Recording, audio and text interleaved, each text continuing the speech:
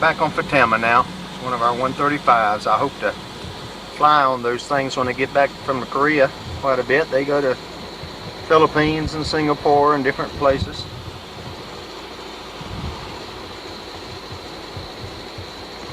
He must have just landed.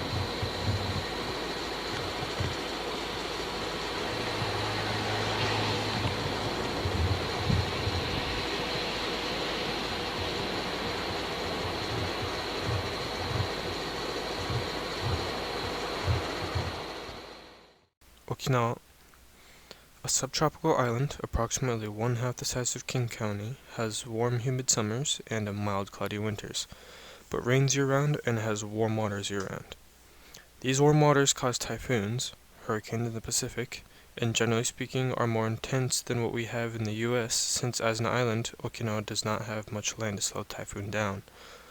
To combat this, we have square concrete buildings with steel doors and window frames.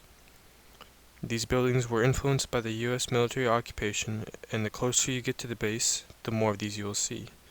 And on the topic of bases, Okinawa has the highest concentration of bases in the Pacific, holding 60% of all Japan's US military bases, and land-wise only being 1% of total Japanese land.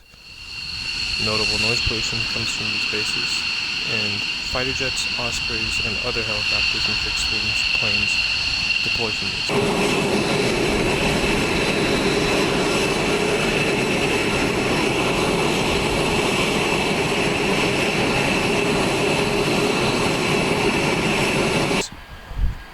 Presently, civilians, being the Okinawans, not the Japanese, protest the bases being on Okinawa, and movement to Guam, Australia, and even Korea has been speculated by the media.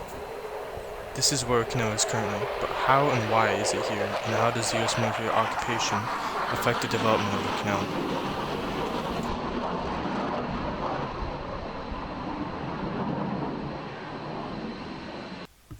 To answer this question, we have to understand what was happening before the Americans came and after.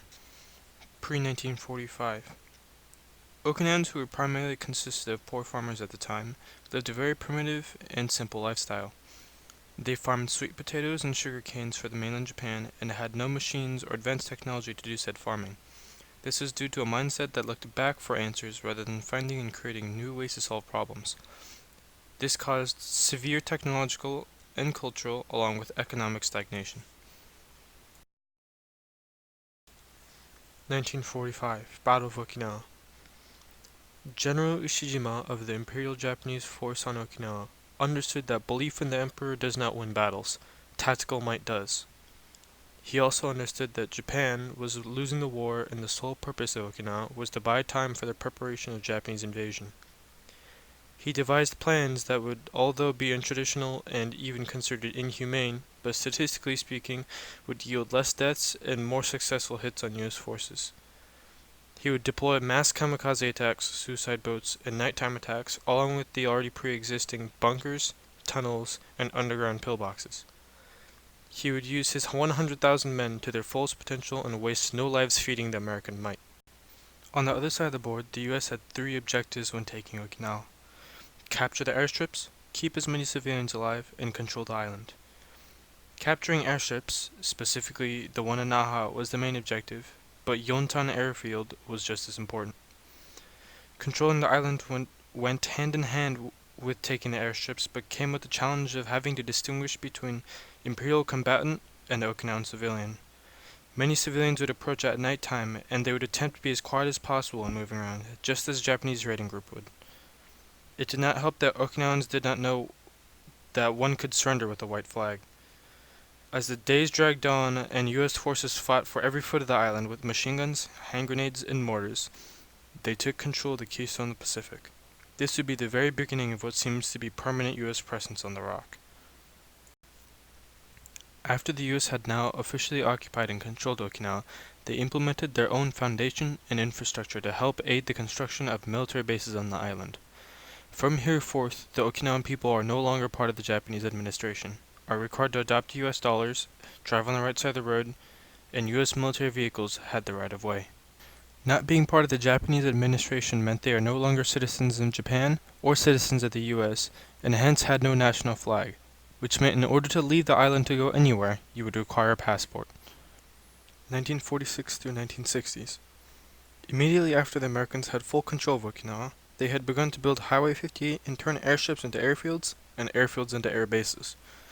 They would employ Okinawa locals to construct these bases and roads to teach them valuable trade skills and knowledge needed to jumpstart the economy.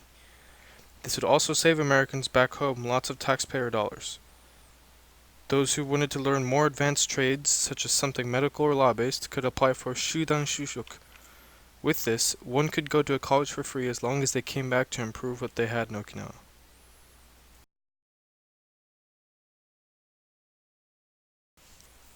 (1960s through 70). The next decade boomed for the island. The economy had taken off not only due to buildings being built everywhere the previous cities had fallen, but around the bases, businessmen and shopkeepers began setting up tattoo parlors, restaurants, souvenir shops, bars, and other businesses tailored toward U.S. service members and their needs. This grew even greater once the Korean War began, and absolutely massive once Vietnam broke out. Okinawa would be vital to the Vietnam War effort due to the fact that anything that had to get to Vietnam had to fly in through Okinawa. During this time, they were using B-52 bombers for daily bombing runs in Vietnam, which is only 1,330 miles away. These bombers were powered by 8 jet engines and caused tremendous amounts of noise, along with the existing rumors of nuclear warheads along with Agent Orange being sent over. Today we know at one point they had over 1,300 nuclear warheads on Okinawa, along with the Agent Orange being buried underground at the end of airstrips. This had caused the first feelings of negativity towards the Americans and their bases. 4 years after the Vietnam War began, a major typhoon blew through the Ryukyu Islands. This is Typhoon Sarah. Typhoon Sarah of 1959 would be powerful enough to completely level some of the pre-war homes and buildings and devastate all the farms on the island. After this, there would be another push for new, stronger buildings that can withstand all the weather on the island. This truckload of bombs will soon be falling on Vietnam from a giant American B-52 bomber. The plane is taking off from Okinawa, a tiny Pacific island off the coast of Japan. Okinawa, captured from the Japanese in 1945, is still governed by America, the last piece of occupied territory from the Second World War still in Western hands. It's now the most important American military base in the world, but also the most threatened. For the Okinawans want to return to Japanese rule and get rid of the American base. They want the Yanks to go home. The pressure on the Okinawa base has grown with its build-up for the Vietnam War. 1/7 of the narrow island is covered by military bases, enough to blanket the Isle of Wight completely. The Korean War made Okinawa important. Vietnam made it vital.